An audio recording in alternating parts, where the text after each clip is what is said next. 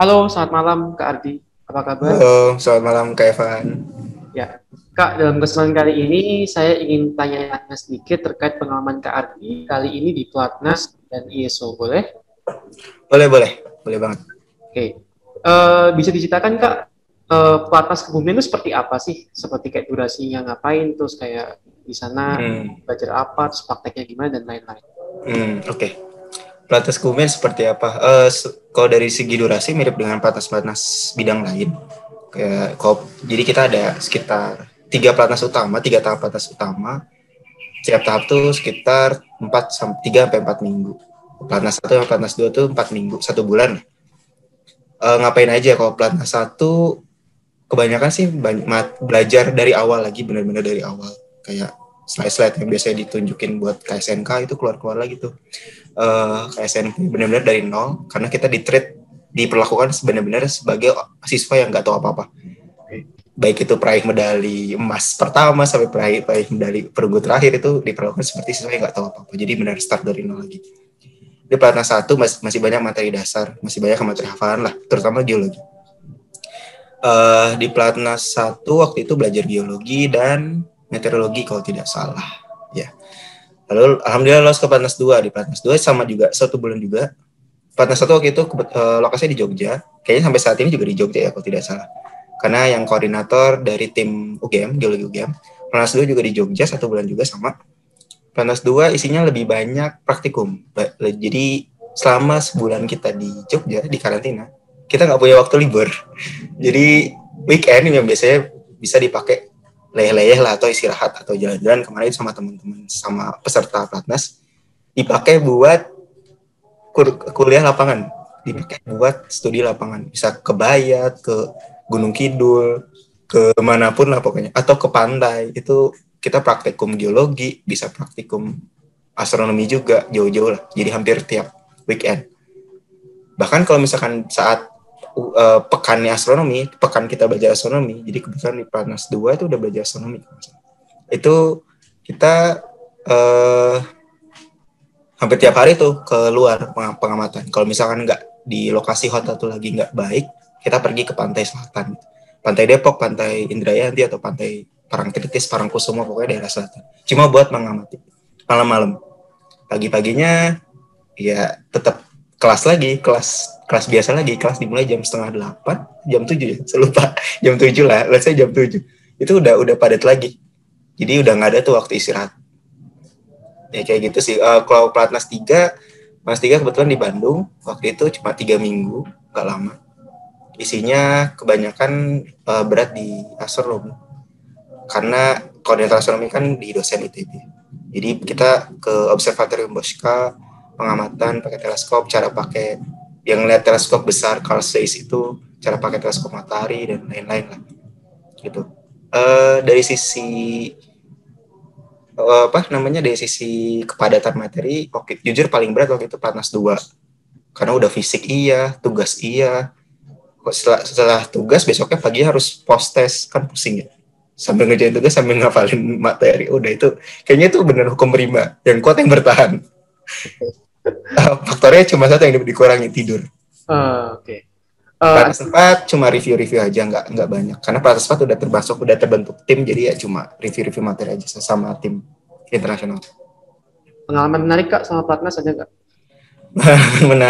Paling menarik tuh jujur praktikum. Itu menarik banget karena kita benar-benar dibantu sama mahasiswa geologi sendiri, sama dosen geologi datang ke lapangan. Itu untuk praktikum geologi itu paling menarik. Praktikum sebenarnya segala macam praktikum itu menarik. Praktikum astronomi juga, apalagi waktu itu kebetulan praktikumnya ke observatorium Bosca, terus ngasawah gitu kan, ngelihat teleskop yang benar-benar dipakai untuk orang-orang yang expert gitu, dipakai sama kita anak SMA yang kecil-kecil cuma buat olimpiade gitu kan, kayak ngasawah banget gitu praktikum sih. Oke, Kak Ardi juga lolos ISO ya. Nah, perasaan Kakak ketika diumumkan nyetir timnas untuk mewakili Indonesia ke ISO gimana? Jujur perasaan jujur pertama tuh kayak speechless gitu, nggak tahu harus berkata apa, kayak ini beneran gue gitu.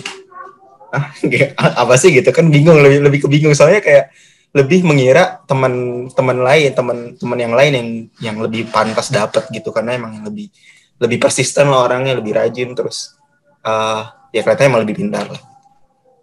Ya cuma ya dipercayakan ke saya, ya udahlah. Oh ya alhamdulillah. Sampai saat itu juga sampai pagi itu masih agak bingung sih, nggak kepercaya. Beneran nih gitu. Cuma senang sih, pasti senang sih. Oke, kalau pengalaman di ISO yang menarik ada nggak Kak? Di India ya? Di ISO yang menarik, bekerja dengan cross culture collaboration tuh sangat-sangat challenging. Kita kan selama ini kita tinggal di Indonesia, kerja dengan kultur yang sama, sesama orang Indonesia ya kita tahu lah.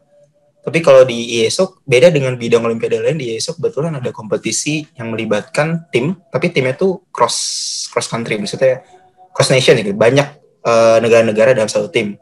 Itu tuh bagaimana kita bekerja dengan dia, cara ngomong ke dia, bagaimana kita memahami maksud dia, itu tuh sangat-sangat challenging.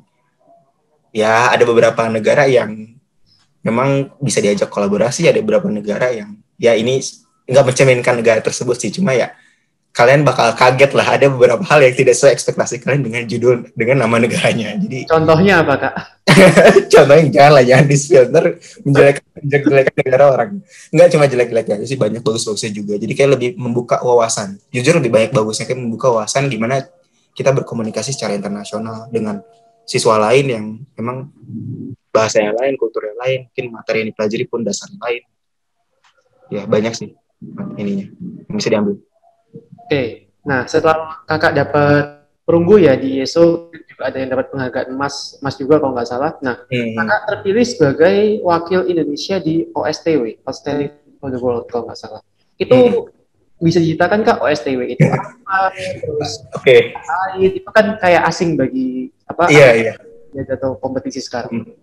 Bagi sekarang mungkin asing karena memang kayaknya udah nggak ada kali ya. Atau masih ada, mungkin targetnya udah beda. Itu kependekan dari Outstanding Students for the World. Jadi sebenarnya ini suatu program yang diluncurkan sama Kementerian Luar Negeri Indonesia doang. Sesuai judulnya Outstanding Student. Tapi ini sebenarnya judulnya agak wow gitu sih, agak berlebihan kalau menurut saya. Kita gak usah outstanding amat gitu. For the World tuh kayak beban banget gitu ya, for Indonesia aja. Ya, jadi ini untuk anak-anak Indonesia, dia memang punya track record prestasi nasional atau internasional yang membanggakan lah. Kayak misalkan contoh Olimpiade Internasional atau ada yang Science Project Internasional, itu dikasih undangan kita pada awalnya. Kebetulan saya waktu itu baru pulang ISO. Baru pulang kayak sebulan atau 2 bulan setelah saya baru pulang ISO, saya dapat undangan tepatnya dari Kementerian Luar Negeri. Ini ada undangan saya dapat nomor kamu dari Kementerian Pendidikan. Jadi kalau kita udah masuk tim internasional, pasti nomor kita udah diketahui lah sama orang tim Kementerian Pendidikan. Ini saya dapat nomor kamu dari Kementerian Pendidikan, mau ikut seleksi Outstanding Students for the World. Apaan tuh? Ini program 2 minggu bagi siswa yang berprestasi untuk kayak menunjukkan talentanya ke negara lain gitu. Sebenarnya tujuan utamanya sesuai dengan visi Kementerian Luar Negeri sih, yaitu diplomasi dengan negara lain.